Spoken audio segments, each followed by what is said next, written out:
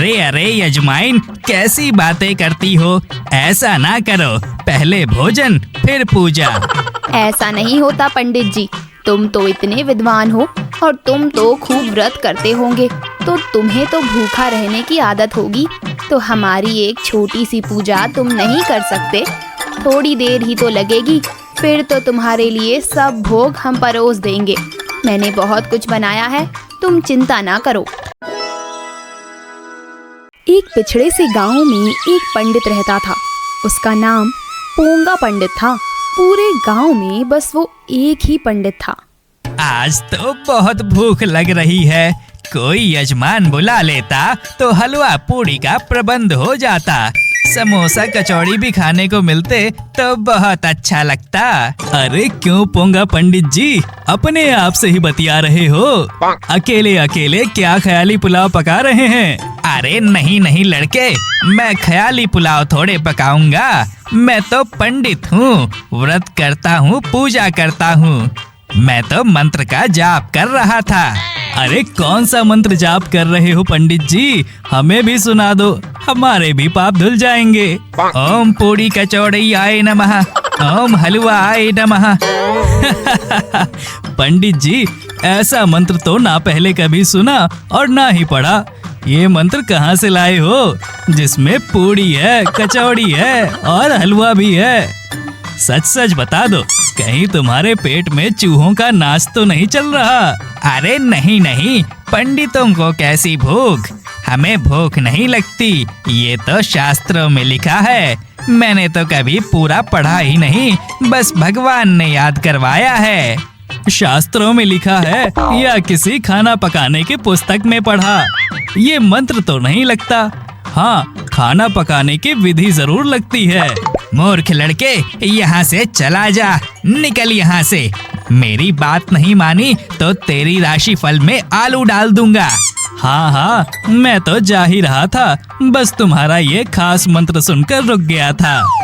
चलो जाता हूँ, तुम अपने आलूओं का पुलाव बनाओ। चालाक लड़का वहाँ से हंसता हुआ चला जाता है। रास्ते में उसे बनिया मिलता है। अरे बनिया जी, कहाँ धोती पकड़े भाग रहे हैं? अरे वो पंडित घर पर होगा क्या? उसी से मुझे काम है। आज बेटे का मुंडन है तो उसी की पूजा है। अब पत्नी ने तो मुझे कहा था कि 3 दिन पहले ही न्योता देना, पर मैं तो भूल गया। अब भागा भागा जा रहा हूँ। अरे हाँ हाँ, वो पोंगा पंडित कहाँ जाएगा? पर आप उसकी जगह किसी और पंडित को क्यों नहीं बुला लेते? उसे तो शास्त्र का शा भी नहीं आता, वो कुछ नहीं जानता, बस अपनी ही कहानियाँ बनाता रहता है। हाँ हाँ, गांव में सब जानते हैं कि वो पोंगा पंडित है, पर उसके अलावा हमारे पास कोई और पंडित भी तो नहीं। अगर किसी और पंडित को बुलाना है तो फिर शहर जाना पड़ेगा और उसमें बहुत समय लग जाएगा, तो काम चलाने के लिए यही ठीक है। जाइए जाइए, वो तो यही राह तक रहा है कि कौन आज उसके भोजन का प्रबंध करेगा। बनिया पंडित के घर पहुंच जाता है और पंडित उसे देखकर बड़ा प्रसन्न होता है। अहो भाग्य हमारे जो आपके दर्शन हुए। बताइए किस कार्य से पधारे हैं, आपकी क्या सेवा की जाए? अरे पंडित जी, भाग्य तो हमारे खुल गए, जो आप जैसे महान ज्ञानी के दर्शन हो गए। मैं तो भाग भाग कर आया था कि ना जाने पंडित जी मिलेंगे या फिर आज किसी और के घर गए होंगे। आज हमारे घर में पूजा रखी गई है, आप जल्दी चलिए, वो पूजा आपको ही करनी है। हमारे बेटे का मुंडन है। यजमान, सामग्री तो तैयार है ना? हाँ हाँ पंडित जी, पूजा की सामग्री पूरी तैयार है, आप बस चलिए।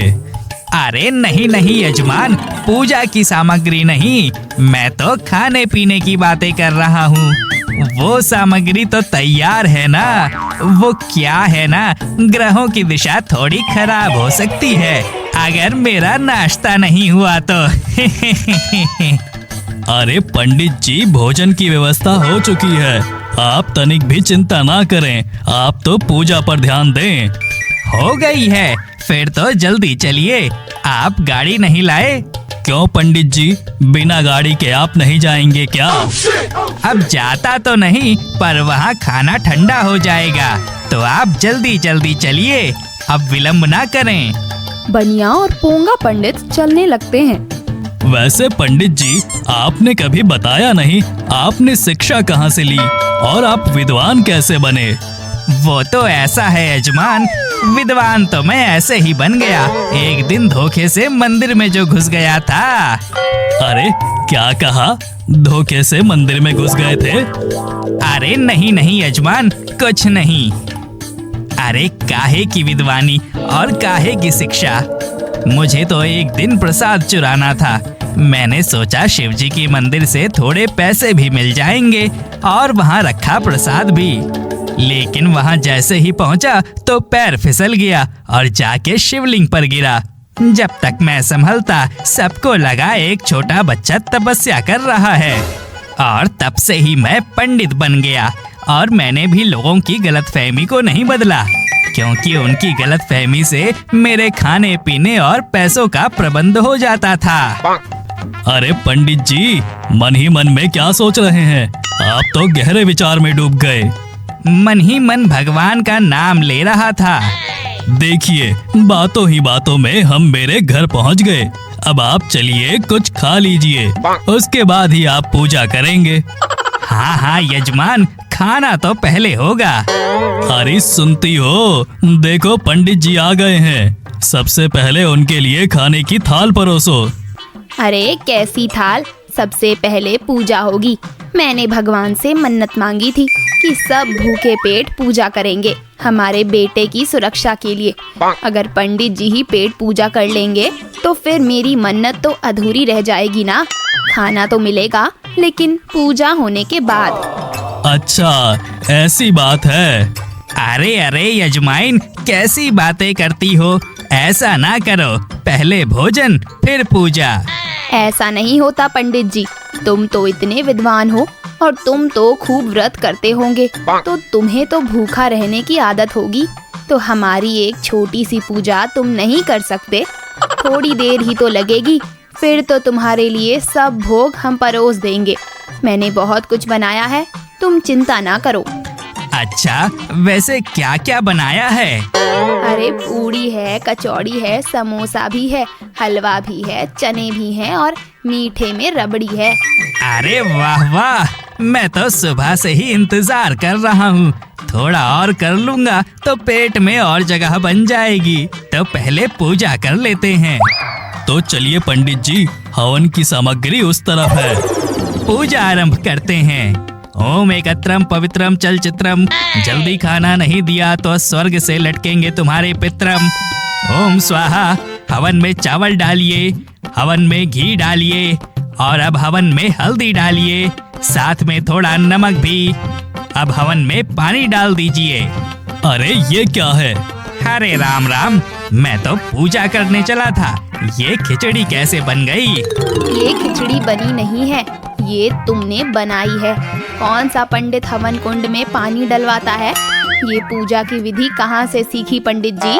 हनुमान जी की कसम, मैंने कल सपने में देखी थी। पूजा करने की विधि आप सपने में देखते हो? हाँ, सपने में साक्षात यमराज आकर मुझे विधि बताते हैं। हमें मरने का उपाय नहीं करना है पंडित जी, जो आप यमराज से विधि पूछ रहे हैं। मेरा मतलब था साक्षात ब्रह्मा जी। तो इसका मतलब आपके अनुसार ये खिचड़ी बनाने की विधि आपको खुद ब्रह्मा जी बता कर गए हैं। आप कहें तो यही खिचड़ी आपकी थाल में परोस दूं, इसे खाकर ही जाइए। यजमान, आप लोग कैसी बातें कर रहे हैं? आप तो मेरी विद्या पर शक कर रहे हैं। शक तो पहले था, तुम्हारी हरकतें देखकर अब तो यकीन हो चला है। तुम पंडित नहीं, तुम तो पोंगा पंडित ही हो। अब जब तुमने हमारी पूजा का सत्यानाश कर ही दिया है, तो अपना झोला उठाओ और यहाँ से निकलते बनो, नहीं तो आज तुम्हारी पिटाई निश्चित है। इतना भविष्य तो मैं भी देख सकती हूँ। और पकवानों का क्या होगा जो मेरे लिए बनाए थे? तुम्हारी बनाई खिचड़ी में उन्हें डालकर तुम्हारे घर भिजवा दूंगा। बनिया अपने घर से पंडित को भगा देता है। भूखा प्यासा पंडित एक बार फिर से रास्ते में चालाक लड़के से मिलता है। अरे पंडित जी, आ गए बनिया के घर से पूजा करके। काहे की पूजा? और तुम क्या खा रहे हो? अरे आपके जैसे 36 भोग तो हम खाने से रहे, मैं तो खिचड़ी खा रहा हूँ। आप तो खाएंगे नहीं, आपको खिचड़ी कहाँ भाएगी। अरे अरे, ये खिचड़ी मेरा पीछा क्यों नहीं छोड़ती? खाओ भाई, तुम ही खिचड़ी खाओ, मुझे नहीं खानी। अरे पंडित जी, क्यों नाराज होकर घूम रहे हो? बनिए ने अच्छे पकवान नहीं खिलाए क्या? गए तो आप बड़े खुश होकर थे। बनिए के बेटे का तो मुंडन था ना, तो आपकी तो खूब खातिरदारी हुई होगी। अरे काहे के पकवान, वहाँ तो कुछ भी नहीं था। सड़ा गला खाना खाते हैं, बनते हैं बड़े बनिया। सब कहते हैं बनिया बड़ा अमीर है। एक पंडित को भोजन तो करवाया नहीं गया, अमीर बनेंगे। अरे लगता है बनिए ने आपकी खातिरदारी नहीं की, बल्कि वहाँ आपकी शामत आई है। अरे तुम तो मेरे पीछे हाथ धोकर पड़ गए हो। तुम्हारे नक्षत्र तो मैं ऐसे बदलूंगा कि सूर्य, चंद्रमा और पृथ्वी सब पलट जाएंगे। तुम तो मुझसे बचकर ही रहो। अरे पंडित जी, सूर्य, चंद्रमा और पृथ्वी पलटने के बाद आप भी कहाँ बचेंगे? तुमसे तो बात करना ही बेकार है। मेरे जैसे विद्वान को तुम्हारे जैसे मूर्ख के साथ बात करना शोभा नहीं देता। हाँ हाँ, तो हमारे विद्वान पंडित जी, मैंने आपको कौन सा पकड़ के रखा है? आप ही कब से मुझसे बातें किए जा रहे हैं। पंडित खिसियाया हुआ सा वहाँ से निकल जाता है और चालाक लड़का पीछे हंसता रहता है और पंडित अपने घर पहुँचता है। घर पहुँचते पहुँचते रात हो गई, लेकिन खाने को आज कुछ नहीं मिला। पूड़ी कचौड़ी तो दूर की बात है, आज तो किसी ने दाल चावल भी नहीं पूछा। देख लो भगवान, तुम्हारे इस पंडित की हालत इस गांव में क्या हो रही है। पर एक बात तो अच्छी है, गांव में नई नई बिजली आई है। अब घर में बैठकर मैं शांति से अपने लिए कुछ पका सकता हूँ। अनाज तो ढेर सारा पड़ा है।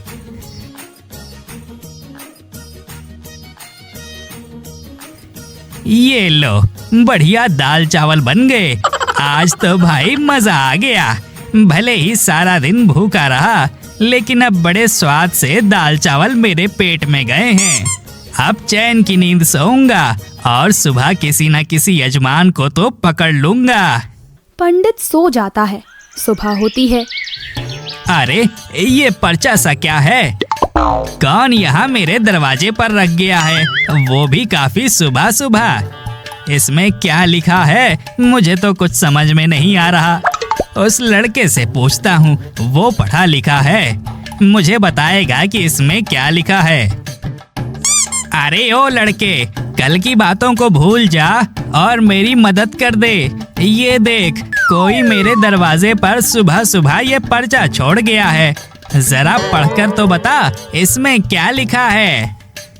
अरे क्यों पंडित जी, आपने तो शास्त्र पढ़ा है, तो आपको तो पता होगा कि इस पर्चे में क्या लिखा है। ये पढ़ना क्यों नहीं आ रहा? हाँ हाँ, शास्त्र पढ़ा है, पर संस्कृत में। तू बातें मत बना, ये पर्चा पढ़। अरे ये कोई पर्चा नहीं, ये बिजली का बिल है। तुम्हारी 1 महीने की बिजली का बिल 2000 रुपए आया है। क्या 2000 रुपए का बिल? इतने पैसे तो मैं 1 साल में भी नहीं जुटा पाऊंगा। पर एक बल्ब जलाने से 2000 रुपए बिजली का बिल कैसे आ सकता है? और मैं तो सारा दिन घर से बाहर रहता हूँ, रात को जाता हूँ। बिजली का तो कोई और सामान इस्तेमाल ही नहीं होता। देखिए पंडित जी, आपके भी थोड़े ग्रह और नक्षत्र बिगड़े हुए ही लगते हैं। तो मेरा मजाक मत उड़ा, मूर्ख लड़का। पंडित परेशान सा घर की तरफ जाता है। उसे समझ नहीं आता कि इतना बिल वो कैसे चुकाएगा। अरे अब इतने पैसे कहाँ से लाऊं? ये सब किसने किया होगा? एक काम करता हूँ, मैं तो भगवान का ही पुजारी हूँ ना, मैं तो भगवान का ही भेजा हुआ हूँ। मैं तो इस गांव का पंडित हूँ, तो फिर क्यों ना मैं भगवान से ही पैसे ले लूं। जब आधी रात को सब सो जाएंगे तो मैं गांव के मंदिर जाऊंगा और वहाँ शिव जी के पास रखा हुआ वो बक्सा जिसमें सब पैसे डालते हैं, उस बक्से का ताला तोड़कर उससे सारे पैसे निकाल लूंगा। 2000 से तो ज्यादा ही पैसे होंगे, उसी से बिजली का बिल भी चुकता हो जाएगा और शहर जाकर खाने पीने की ढेर सारी सामग्री भी अपने लिए लाऊंगा। नया धोती और कुर्ता भी सिलवाऊंगा। और इस बात का कोई सबूत भी नहीं होगा कि चोरी मैंने की है। वो भगवान की मूरत किसी से क्या ही कहेगी। आधी रात को पंडित भगवान के मंदिर पहुंचता है। जल्दी जल्दी यहाँ से पैसे लेकर खिसक जाता हूँ। वैसे तो इस तरफ कोई आता नहीं, इतनी रात हो गई है, लेकिन फिर भी किसी ने देख लिया तो अभी तो सिर्फ पोंगा पंडित कहते हैं, फिर तो चोर पंडित कहेंगे। अरे दुष्ट पंडित, तेरी इतनी हिम्मत, तू इतनी नीचता पर उतर आया है, भगवान के मंदिर में चोरी कर रहा है। अरे ये भगवान शिव की मूर्ति बोलने कैसे लगी? अरे ये सब क्या हो रहा है? कहीं मेरा भ्रम तो नहीं, या फिर कोई बड़ा मजाक? ये कैसे हो सकता है? पत्थर की मूर्तियाँ कैसे बोल सकती हैं? मैं पत्थर नहीं, साक्षात भगवान शिव हूँ, और मूर्तियाँ बोलती ही नहीं, मारती भी बहुत हैं। तू लोगों की आस्था का मजाक उड़ाता है। खीर पूड़ी हलवा इस तरीके से तो तू मंत्र कहता है और खुद को पंडित कहता है। मेरे नाम का दुरुपयोग करता है, भगवान के नाम पर लोगों से पैसे भी लूटता है और अपने हाथी जैसे पेट में भर भर के भोजन भी करता है, और अगर बच जाए तो घर के लिए भी लाता है। मुझे क्षमा करें भगवान, मैं तो बस अपना पेट पालने के लिए ये सब कुछ करता हूँ। मुझसे भूल हो गई, आगे से मैं ऐसा कुछ नहीं करूँगा। तुम मेरे मंदिर में चोरी करने आए थे, अब इससे बड़ा पाप और क्या होगा? और उसके बाद इसका इल्जाम तुम किस पर डालने वाले थे? अगर कहीं मुझ पर शक आता तो मैं उस चालाक लड़के का नाम बता देता कि वो सारी रात घूमता रहता है, और मैंने खुद देखा है। पंडित की बात पर तो सब विश्वास कर ही लेते। तू पंडित नहीं, तू दुष्ट है। अपना पाप छुपाकर एक नादान को तू चोर बनाने पर तुला था। तेरी सारी योजना तो मैं अच्छे से जानता था। मैं अंतर्यामी हूँ, मैं सब जानता हूँ। अब तो तुझे मैं सजा दूंगा। कल सुबह होते ही पूरे नगर के सारे घरों में जाएगा और हर घर में जाकर तू माफी मांगेगा और सबसे जाकर कहेगा मैं पोंगा पंडित हूँ और मुझे शास्त्र पढ़ना नहीं, सिर्फ भोजन खाना आता है। आप तो भोले बाबा हैं, आप तो भोले हैं ना, और सब कुछ माफ भी कर देते हैं। तो फिर आप मेरी गलती भी माफ कर दें, वरना जगत ढिंढोरा हो जाएगा और कोई मुझे पानी को भी नहीं पूछेगा। मैं क्या खाऊंगा, क्या पीऊंगा? मैंने तो आज तक मेहनत का एक पैसा भी नहीं कमाया, सब दूसरों के ही घर का खाया है। अगर आप जैसा कह रहे हैं वैसा मैं करूंगा तो फिर मैं भूखा मरूंगा। मैं भोला हूँ, बेवकूफ नहीं। तेरे जैसे पाखंडी की बातों में नहीं आऊंगा। तू तो यहाँ से जा और वैसा ही कर जैसा मैंने तुझसे करने के लिए कहा है। अगर तूने ऐसा नहीं किया तो मैं क्या करूँगा ये तो तू जानता ही है। यही तेरी जिंदगी को नर्क बना दूंगा। हे भगवान, मुझ पर रहम करें, मैं तो अज्ञानी हूँ, शास्त्र का कोई ज्ञान नहीं, काम मुझे कोई आता नहीं। मैंने सोचा आपसे थोड़े पैसे ले लूँ, आप तो बुरा नहीं मानेंगे। ये पैसे मुझे मेरे भक्तों ने दिए हैं और तूने सही कहा, मैं पैसों का क्या करूँगा? मैं तो देने वाला हूँ, लेने वाला नहीं। लेकिन ये मेरे भक्तों की श्रद्धा है और उनकी ये श्रद्धा किसी नेक काम में लगेगी। इस पैसे का इस्तेमाल किसी नेक काम के लिए होगा, तेरे जैसे पाखंडी के लिए नहीं। ठीक है भगवान, आप जैसा कहेंगे मैं वैसा ही करूँगा, बस आप मुझे माफ कर दो। चला जा यहाँ से। पोंगा पंडित मंदिर से अपने घर की तरफ बढ़ता है। अरे क्या मुसीबत है, मैंने सोचा था मुसीबत का हल होगा, मैं तो एक और मुसीबत अपने साथ ले आया। ये क्या हो गया? मुझे लगता था भगवान जैसी कोई चीज नहीं होती, इसलिए उनके नाम पर पैसे बटोरे जा सकते हैं, लेकिन ये भगवान तो साक्षात धरती पर आ गए। ऐसा कैसे हो गया? अब मैं क्या करूं? मुझे तो कुछ समझ में नहीं आ रहा। मेरा तो दिमाग पहले ही नहीं चलता, आज तो बड़ी दुविधा है। सुबह का इंतजार करता हूँ, फिर जाकर घर घर में माफी मांगूंगा। पोंगा पंडित सबसे पहले उठकर सुबह सुबह बनिए के घर की तरफ बढ़ता है। यजमान जी, घर पर ही हो? मुझे आपसे कुछ जरूरी वार्तालाप करनी है। क्यों पंडित जी, आज किस चीज की विधि लेकर आए हो? आज क्या पकाना है? उस दिन तो खिचड़ी पका कर गए थे। नहीं नहीं यजमान, मैं तो आपसे माफी मांगने आया था कि मुझे माफ कर दो। मुझे कोई ज्ञान नहीं, मैं कोई पंडित नहीं। मैं तो बचपन में एक गलतफहमी का शिकार था। लोगों को गलतफहमी हुई कि मैं कोई महान संत हूँ, और मैंने भी वो गलतफहमी दूर नहीं की। मैं कोई संत नहीं, मैं कोई पंडित नहीं, मैं तो पाखंडी हूँ। भगवान का नाम बेचकर खाता हूँ, क्योंकि इसके अलावा मुझे कोई काम आता ही नहीं। मैं तो एक मंत्र भी नहीं जानता, तो आपके यहाँ पूजा कैसे करवाता? देखिए, आज मैं आपसे सच कह रहा हूँ। अरे आज ये ग्रह नक्षत्र कैसे बदल गए? तुम पोंगा पंडित ही हो ना? हमेशा तो झूठ बोलते रहते हो। मुझे ये शास्त्र आता है, शास्त्र में ये लिखा है, वो लिखा है। पता नहीं कौन कौन से हलवा और कचौड़ी वाले तुमने मंत्र बनाए हैं, और लोगों को कितना ठगा है तुमने। कभी अनाज उनसे ले लेते हो, कभी पैसा ले लेते हो, और कभी वस्त्र ले लेते हो। आज कैसे सच्चाई मुंह से निकल रही है? कोई घोल पी कर आए हो क्या, या फिर तुम्हारा राशिफल बदल गया है? अब क्या बताऊं? बस तुम तो इतना समझ लो कि मैं सच बोल रहा हूँ, और मुझे माफी दे दो। झूठे ढोंगी, लोगों को बेवकूफ बनाते हो। ठीक है भाई, अब मैं क्या ही बोलूं। उसके बाद पोंगा पंडित चालाक लड़के की घर की तरफ बढ़ता है। अरे लड़के, मैं कहता हूँ मेरी बात सुन। मुझे तुझसे जरूरी बात करनी है, जल्दी इधर आ। क्या हो गया पंडित जी? आज सुबह सुबह मेरे घर की तरफ कैसे आ गए? आज ग्रहों ने दिशा बदली है क्या? आज मेरी राशिफल में कौन सी सब्जी डालेंगे? आलू या फिर टमाटर की सब्जी भी हो सकती है। कहीं आप चमत्कार से मुझे गोभी में तो नहीं बदलने वाले? क्योंकि आप तो शक्तिशाली हैं, विद्वान पंडित हैं। अरे मैं कोई विद्वान नहीं, मैं पाखंडी हूँ। तुम मुझे माफ कर दो। आज तक जो भी शब्द तुमसे कहे जो तुम्हें बुरे लगे हैं, मुझे उनकी माफी चाहिए, बस और कुछ नहीं।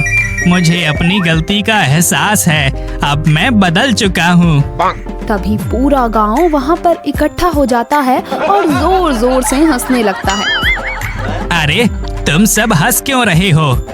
क्योंकि हमने तुम्हें बुरी तरह से फंसा दिया है और तुम्हारा सच सबके सामने ला दिया है। कल रात तुम भगवान शिव से नहीं, इस लड़के से ही बात कर रहे थे। इसने तुम्हें खूब उल्लू बनाया। तुम्हारी चोरी की योजना इसने सुन ली थी। इसने तुम्हें इतना डराया कि तुम्हें अपनी सच्चाई खुद ही सबको बतानी पड़ी। ये पोल नहीं खोलता तो तुम तो इसको चोर बना देते। आज तक जो तुम सबको लूटते रहे, अब देख लो उसका फल तुम अब पा रहे हो। अरे तुम सब भी ना, ये सब करने की क्या जरूरत थी?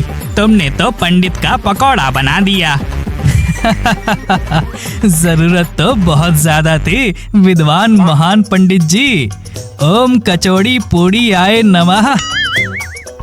सभी हंसने लगते हैं और पोंगा पंडित को उसका सबक मिल जाता है। फिर वो कभी पाखंड नहीं करता।